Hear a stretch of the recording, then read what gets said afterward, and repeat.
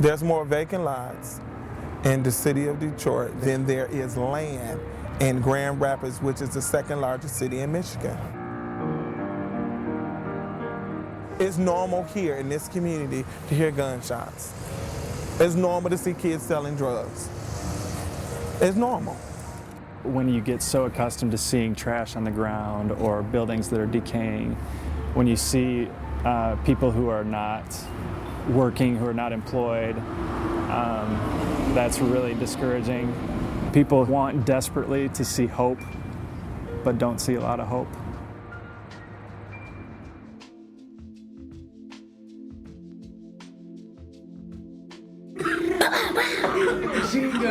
They face having to walk to school 2 and 3 and 4 miles without having bus transportation. Do you go outside at night? Walk around your neighborhood? No. Like, we carry like maps and stuff with us. Some of the home situations, there's no running water. The pipe systems are messed up. Some of the situations when I go in the house, there's holes in their walls. Have you ever seen any violent crime? Me? Yeah. This dude came in our house. He started beating on me, my brother, and my grandma. He socked me and I flew to the wall. They're faced sometimes that their mother sell her bridge card for crack, and so there's food not provided for them. Have any of you witnessed someone getting killed? Oh, me. Mom. They face being asked whether or not you want to sell drugs. They're faced being hit on. How many of you see your dads? He'll usually be at his house in New York, or he'll be here in Detroit. He has a wife. I have, I think, 4 sisters and 1 brother. Ever since he took my sister away, which is sad, I never seen him no more. What happened to your dad? He got shot. His friends supposed to have had his back, but his friends was the one that shot him or whatever. The lack of African American males who's been responsible men who's taking care of their household. People just dropping babies, men just dropping babies. And so where's the fathers at? We cry for fathers in this community.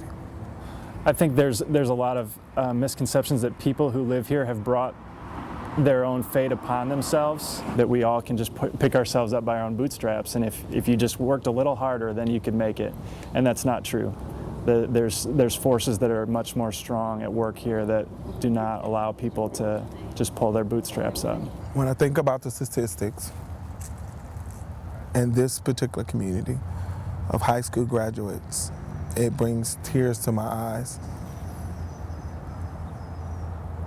that about 15% of our kids in this community graduate from high school. That the African American male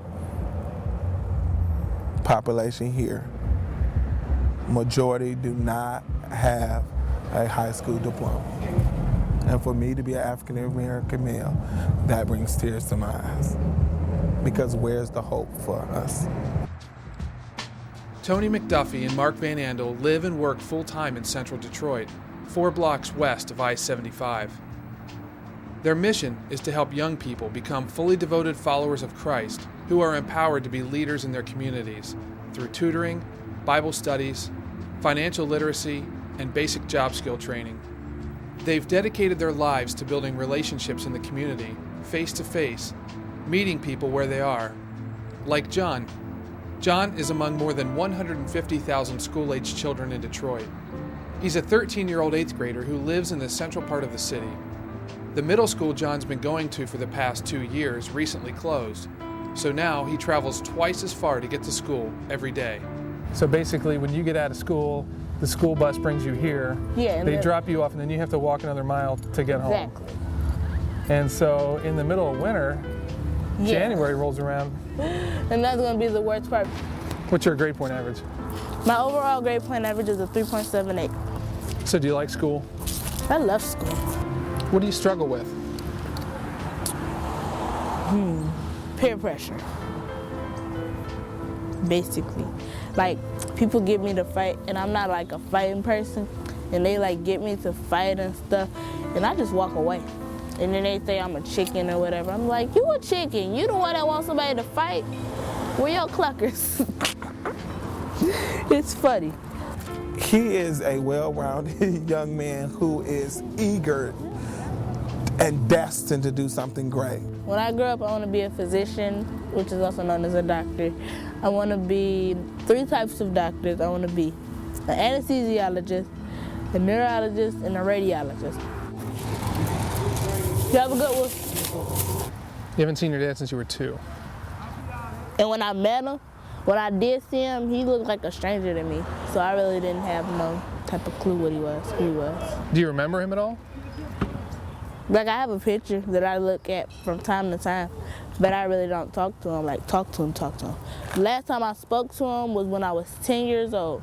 And he said he's gonna do something with me on that Saturday, but he never called. Like, take me to the movies or something, but he never did. He never called. Were you hoping that he was going to call you back? I was, because I wanted to meet him, but he didn't. And I just said, oh well, skip it. And then I called him back, but he changed his number. The lack of fathers in this community, they don't understand what it means to be a daddy.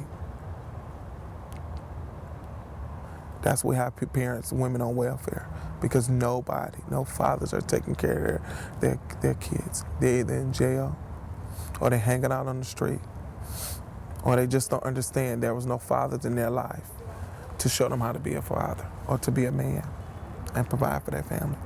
So that's what makes me sad when I think about this community, that there are lack of fathers here. What kind of family are you going to have? I want a wife, so I said between the range of 2 to 4 kids, and that was it. So a wife and 2 to 4 kids. Why do you want to have kids? Because they keep you young, and they bring happiness to you.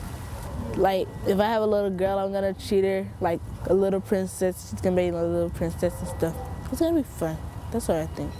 If I were to ask your kids someday, say, hey, tell me about your dad, John, what do you think they're gonna tell me? Hopefully they'll tell you something good, like how I'm a good father, and I'm making to all their recitals and all their little graduations and things of that nature, and how I'm always there for them, and that I'm not a workaholic. But if you haven't seen those things in your life from a dad, why do you want to be like that? Because I want to make a difference in the world, and I don't want to be like everybody else. I want to be different. I don't want to be one of those fathers who just have a baby and then they leave, and then they don't come back. John has the stamina that I'm going to make it regardless of what people say, regardless of how they put me down, regardless of what my home situation may look like. Regardless, I'm going to be something great. I love to play the piano. It's really fun. Like, I learned how to play pieces with 2 hands and stuff like that. It's fun, for real.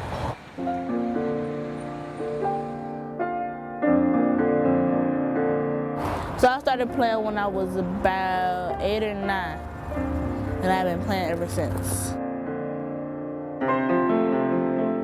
People seem to think that there's no hope in Detroit.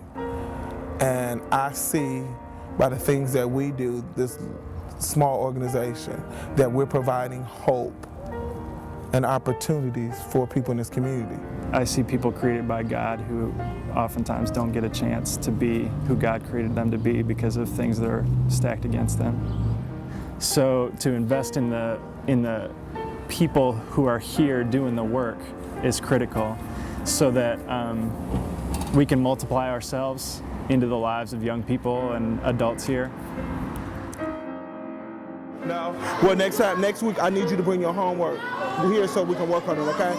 And when I look into the eyes of a child and I see the desperation and the hopelessness, that they can be able to come to a place and eat a meal that's provided for them. And I know that some only have 1 meal a day, and that's sometimes the meal that we give them. It's much easier to say, I'm going to give you a pair of tennis shoes, and people need that. But they also need to be developed day in and day out so that 25 years from now, you still don't have to give them the pair of tennis shoes. Why did I do what I do? It's because I may be the only Jesus that the kids may see. And whether that's giving a cup of water, whether that's supplying food, whether there's being a friend, whether there's building a relationship. I may be the only Jesus that they see.